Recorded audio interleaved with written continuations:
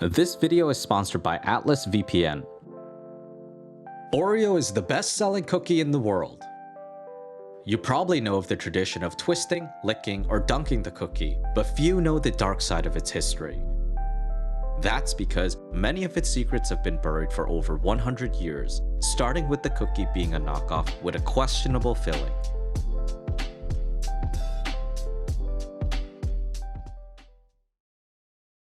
Before we get into the next part of the story, our team would like to quickly thank our sponsor, Atlas VPN. Developed by top cybersecurity specialists and IT engineers, Atlas VPN encrypts your personal data and hides your virtual location on any device. Currently, Atlas VPN is offering Hook members a 3-year deal for only $139 per month with a 30-day money-back guarantee.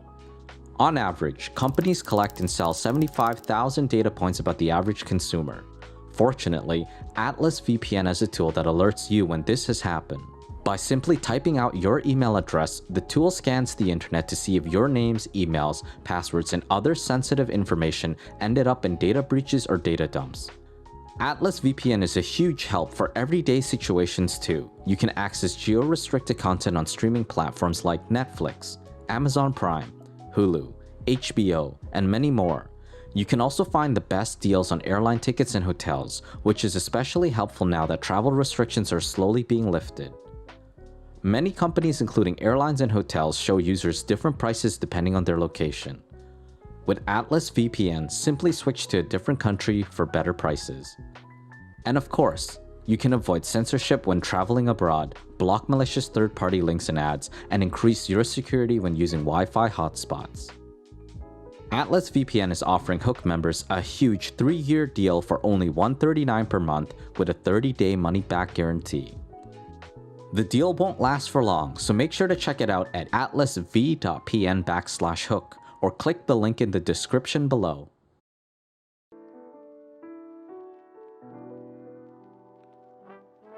In the 19th century, two cousins from Lancaster, England, both named Thomas Vickers, ran a small factory called T&T Vickers. The factory designed and built machines to make a food staple that kept sailors and soldiers alive for centuries: ship biscuits.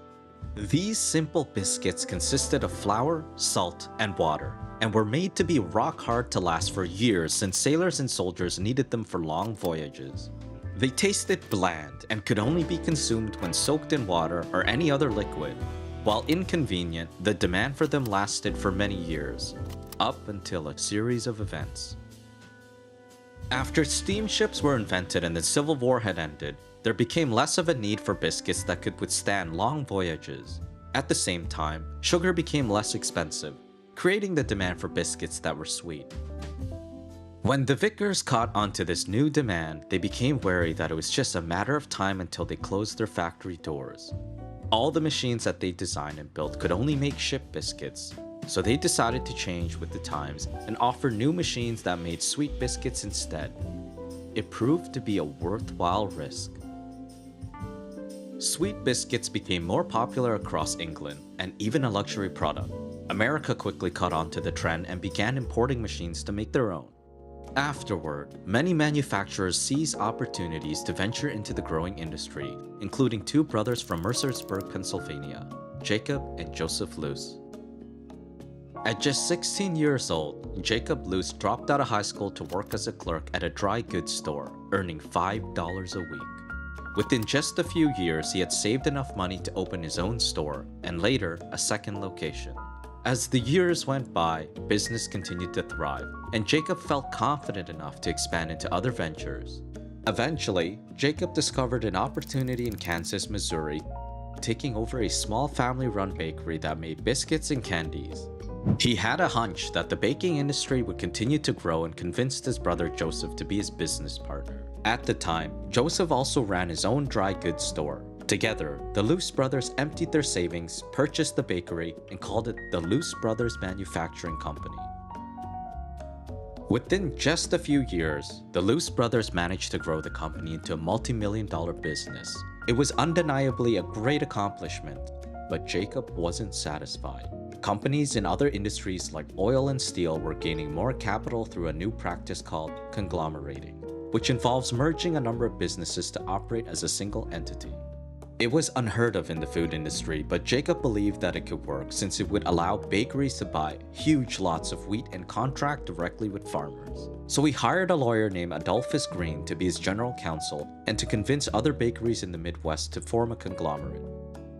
While Adolphus had no legal experience in the food industry, he succeeded in bringing together 35 bakeries under the name the American Biscuit Company. They became so successful that bakeries in other regions formed their own conglomerates, the New York Biscuit Company and the United States Baking Company. Soon after, the rival conglomerates embarked on a bitter war. The competition became so fierce that the price of biscuits fell by 40% industry-wide and led to the American Biscuit Company teetering on the brink of collapse. Slowly, the struggle to survive took a toll on Jacob. He became seriously ill and was forced to step down as president of the American Biscuit Company. Afterward, he traveled to Europe to recover, leaving Joseph in charge. Joseph was fed up with the bitter war against the American Biscuit Company's rivals, so his first order of business was to find a way to make peace. He settled on a profitable but grand idea that would mirror his brother's footsteps in an unimaginable way, forming a conglomerate with the New York Biscuit Company and the United States Baking Company. From his sick bed, Jacob received the news by letter. He hurriedly wrote back to Joseph, begging him to reconsider. Joseph ignored his pleas and with the help of Adolphus succeeded in merging the company with its rivals. Together, they formed the largest baking conglomerate in America, the National Biscuit Company, which later became Nabisco. Before Joseph could celebrate, he discovered that he had made a grave mistake. Adolphus had done more than prepare the paperwork, listing himself as president of Nabisco and the Luce brothers as simply board members. Adolphus was now in control of the largest baking company in America. When Jacob received the news, he felt helpless. All he could do was push himself to get better and seek revenge then. This is a Hook exclusive. Don't forget to subscribe to our channel.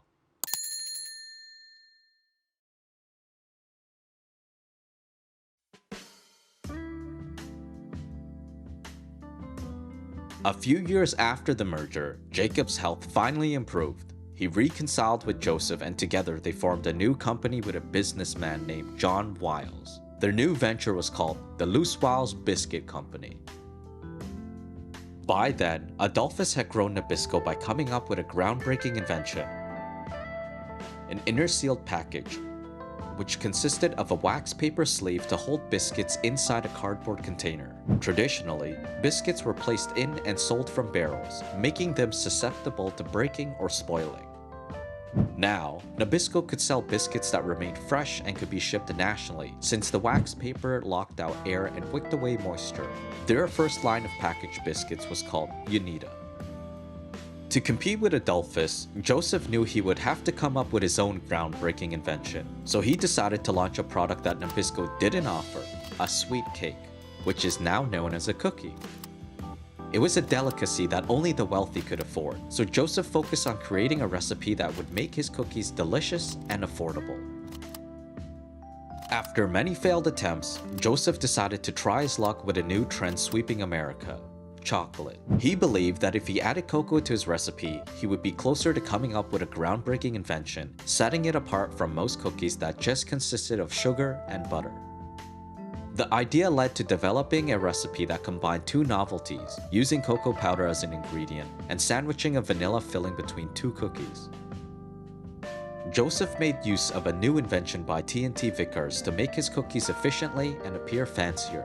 It was a machine that could simultaneously cut up to 80 cookies per minute while embossing patterns on every single one. The design that Joseph chose featured a laurel wreath and a genus of flowering plants, Oreo Daphne.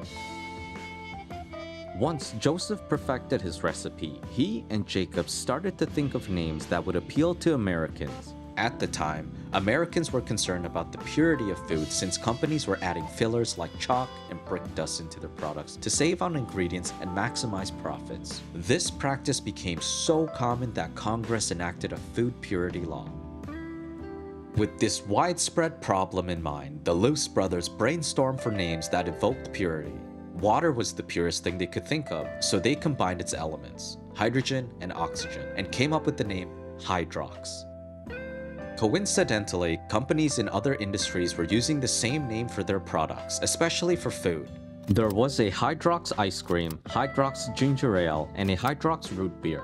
But the Loose Brothers cookies were such a novelty that when they launched, they stood out and people were hooked. As HYDROX's popularity grew, Nabisco's profits fell. Adolphus became fearful and even desperate. He set out to offer his own sensational cookie. The competing product sandwiched the vanilla filling between two cookies and featured a laurel wreath.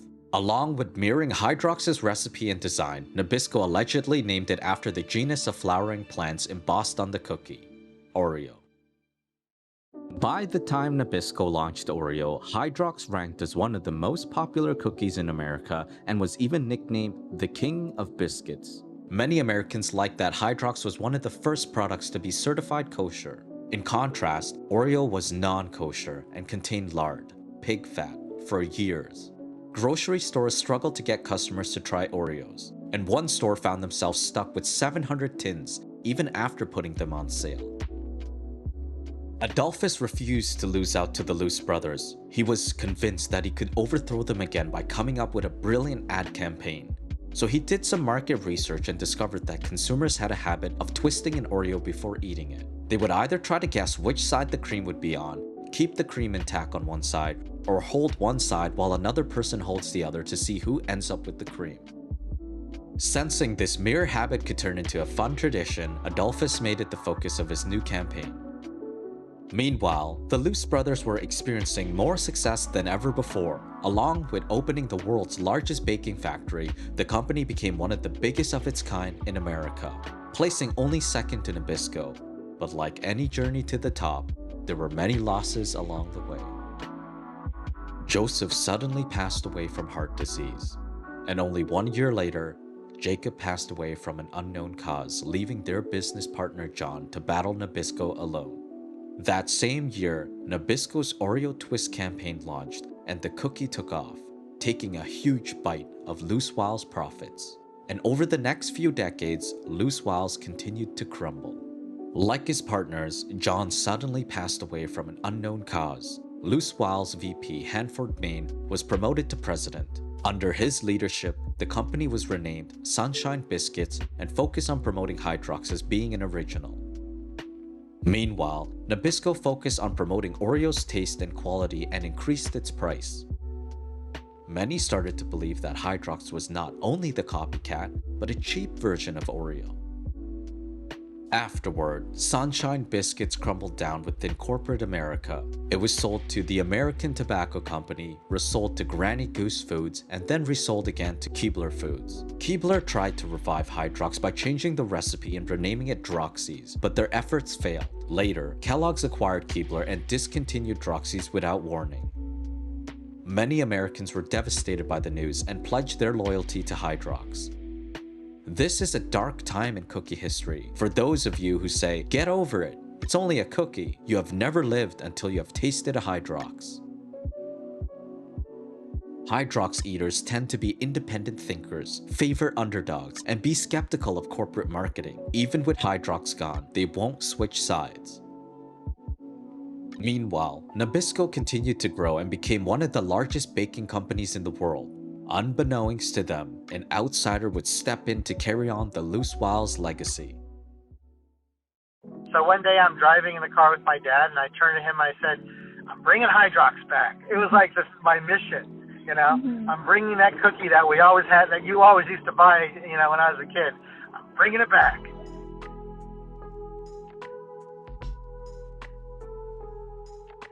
In the early 2000s, a tech recruiter named Elia Kassoff headed to his local Smart & Final in Southern California, desperately hoping he wouldn't have to return home empty-handed for the dozenth time.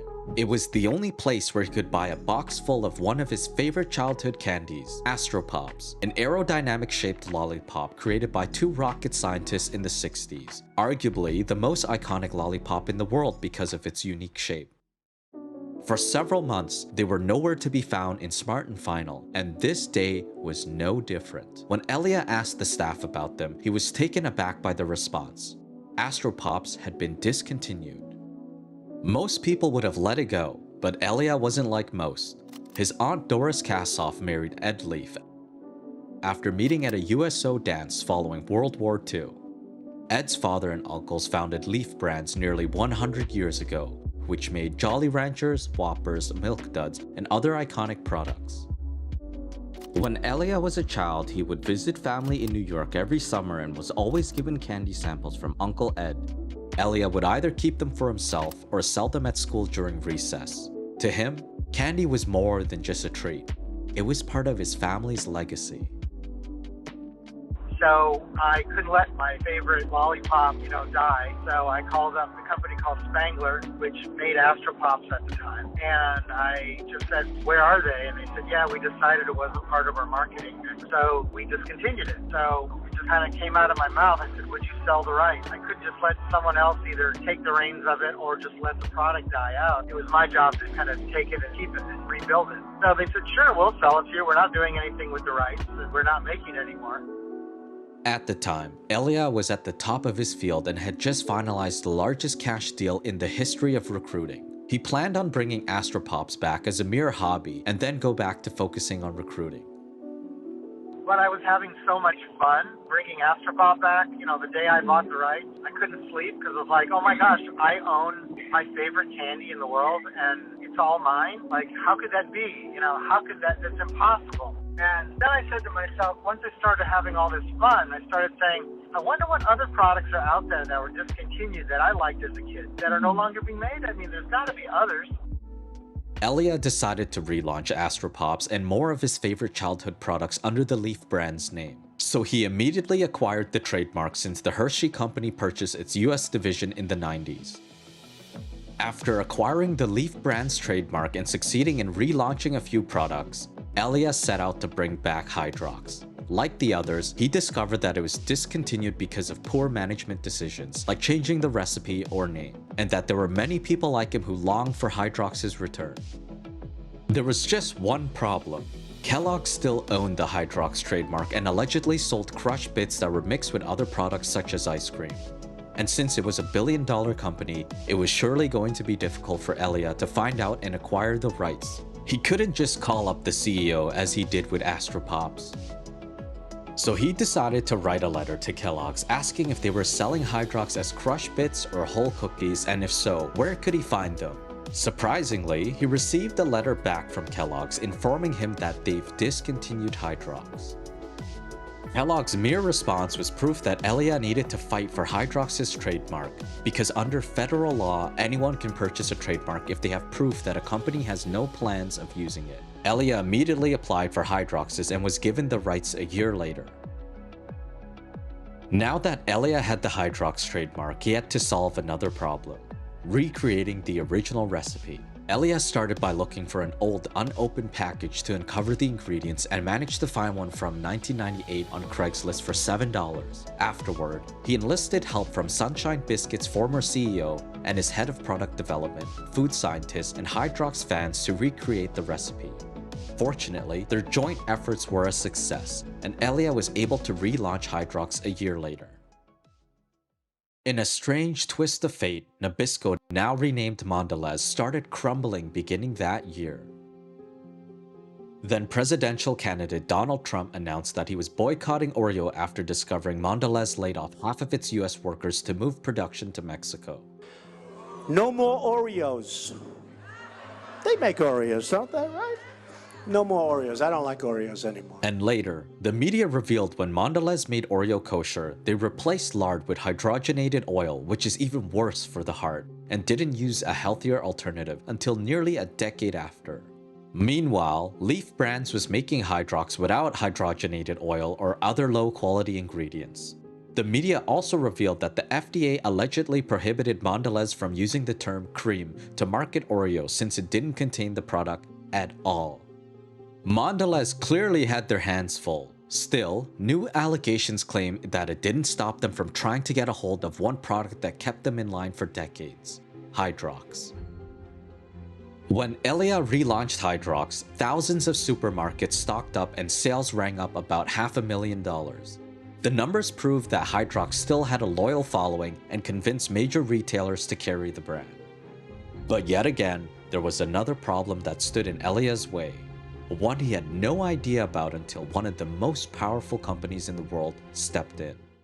It was actually a buyer at Walmart that we're sitting in her office, and she's like, look, I'm going to bring HYDROX back and put them in Walmart, but I got to warn you, you're going to run into a major problem, and you need to figure out how to deal with that problem. And I'm looking at her going, I'm excited, we're getting into Walmart, you know? And I'm like, well, problem? What problem? She's like, well, the Mondelez folks come into our stores a couple times a week to do restocking. They're going to hide your product any chance they get. They're going to hide it in the back of the shelf, back of the store, anywhere they can to make sure you fail, because you're their closest threat.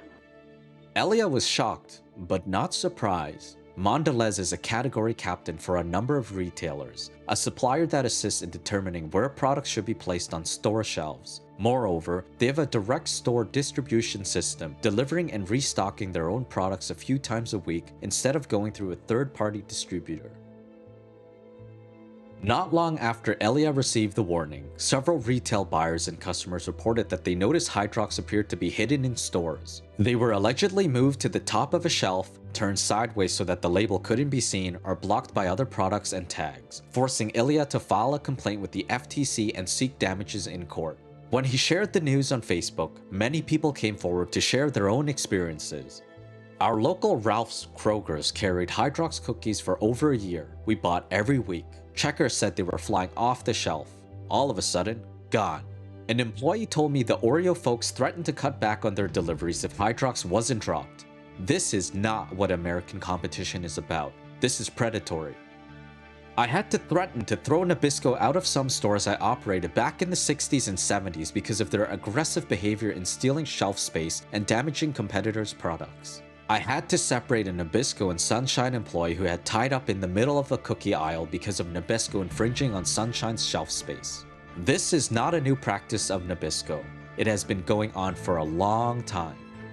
I can personally attest that Mondelez does in fact do this. I was a retail reset merchandiser for SAS Retail Services, one of the 5 Walmart approved vendors. In my territory of 5 Walmart stores, I would regularly see Mondelez merchandisers, and that company has them do some shady things.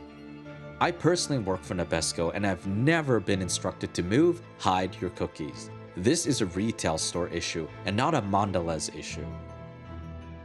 While Mondelez denied the allegations, Elia remains committed to seeking justice for HYDROX, which is now being sold on Amazon. And even though he discovered Oreo is now being marketed as the original, he isn't the slightest bit discouraged from continuing to produce HYDROX. In an interview, Elia revealed how he's managed to persevere and what advice he would give to other entrepreneurs. It might sound corny, but find stuff that you really love to do. You know, what is your passion? Because that's where you're going to put most of your energy. It's not stuff that you're not really passionate about. When you add that passion into your whatever you do, you're doing it at 100 to 110%. You're not going to worry about little barriers or little walls that people put up, because you know and you believe in what you're doing. That's the key thing, is find something that you really, really like. Not something that you can make a lot of money in necessarily, because that'll come later. You know, if you're so committed and you really put that passion in, it'll convert, you know, in your success. This is the story of an American invention that created the world's best-selling cookie and the people who fought corporate giants to keep it alive. For more inspiring stories and advice from today's most successful leaders, don't forget to subscribe to our channel.